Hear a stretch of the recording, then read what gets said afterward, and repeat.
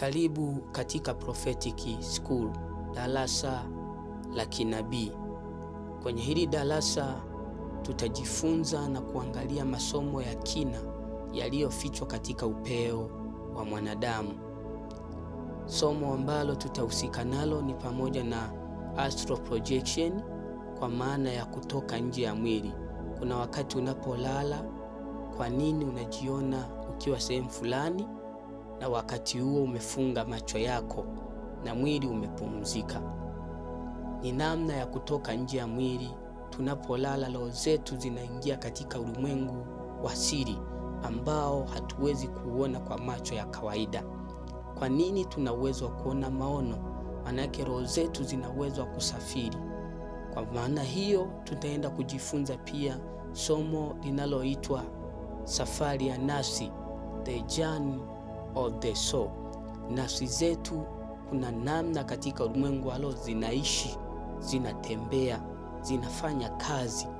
Maana yake kumbe hata shetani akitaka kumfunga mtu, anaangalia nafsi yake, anaifunga. Huyo mtu anashindwa kupiga hatua na anashindwa kufanikiwa. Tutajifunza masomo mengi pamoja na somo la lucid dreams, ndoto wazi. Kuna wakati umewahi kujiuliza, unayenisikiliza, umelala na ukajikuta unaota ndoto, na katika hiyo ndoto unakuwa na utambuzi kabisa wa wazi kwamba ninaota. Hizo tunaziita lucid dream, ndoto ambazo zina faida nyingi za kisaikolojia, lakini pia faida nyingi za kiroho. Kwenye hili darasa utajifunza kubwa zaidi kuhusiana na jicho la tatu. Tunapofungua jicho la tatu, nini tunakipata? Kuna dhana tofauti tofauti na nyingi mno zinazoongelea jicho la tatu, lakini nataka nikwambie kitu kimoja. Jicho la tatu ni halisi na ni ukweli, kwa sababu binadamu alipozaliwa, binadamu alipowekwa chini ya jua, alipewa upeo wa kuishi ulimwengu wa roho na kuishi ulimwengu wa mwili. Tunaishi katika ulimwengu wa mwili kwa sababu tuna miili, na tunaishi katika ulimwengu wa roho kwa sababu tuna roho na nafsi. Tunaposema roho na nafsi, tunaongelea vitu visivyoonekana kwa macho ya kawaida. Nikutolee mfano. Mtu umewahi kujiuliza anapofariki au anapokufa, kwa nini tunasema huu ni mwili wa fulani, huu ni mwili wa fulani? Maana yake iko wazi kwamba fulani hayuko pale. Kuna namna roho zetu zinaweza zikatengana na miili yetu. Maana yake kumbe sisi ni roho, miili ni maboksi cover tulizopewa tuwe nazo ili tuishi duniani na tutekeleze yaliyo ya dunia.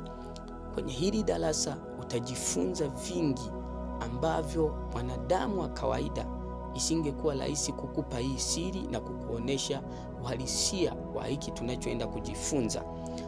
Jicho la tatu, tutajifunza namna na jinsi ya kufungua jicho la tatu. Unapofungua jicho la tatu unakuwa na upeo mpana kuhusiana na mambo ya ulimwengu wa roho. Unakuwa na uwezo wa kusikia vitu vya ulimwengu wa roho. Unakuwa na uwezo wa kuona mambo ya ulimwengu wa roho. Unakuwa na uwezo wa kuhisi vitu vinavyoendelea katika ulimwengu wa roho. Kuna wakati hata maisha yako au vitu vyako unavyofanya ni kwa sababu unafanya kwa utashi ambao hauko sahihi. Unapofungua jicho la tatu, hata vitu unavyofanya unafanya kwa uongozi wa jicho la tatu. Sikia nikwambie, Biblia inasema vile unavyojiona nafsini mwako ndivyo ulivyo. Manake ndani ya nafsi kuna macho, ambayo hayo macho yakifunguka tunaweza kuona sawasawa, tunaweza kutenda sawasawa, tunaweza kuamua sawasawa, na tunaweza kufanikiwa mambo kwa sababu tumeyafanya na kuyaamua sawasawa. Ndugu yangu naye nisikiliza kwenye hii chaneli yetu, kwenye hiki kipindi chetu na hili darasa letu la Prophetic School TV, tafadhali usisahau kusubscribe, usisahau kushare na kucomment na kulike hii video, ili kurahisisha na kuisambaza kwa ajili ya wengine wote watakaokuwa wananisikiliza. Tafadhali sana uwe wa kwanza kupokea taarifa hii, uwe wa kwanza kupata nakala hii. Ni masomo ambayo yako ndani zaidi. Shalom. Mungu akubariki sana. Tukutane kwenye video inayokuja. Katika video inayokuja tutajifunza kuhusiana na jicho la tatu. Tutajifunza kwa upana kuhusiana na jicho la tatu. Tutajifunza namna na jinsi ya kufungua jicho la tatu. Tafadhali endelea kukaa na sisi, endelea kubaki na Prophetic School TV. Endelea kusubscribe, endelea kushare na kulike pamoja na kucomment. Ni mimi Prophet Israeli Boniface. Shalom, shalom. Mungu akubariki sana.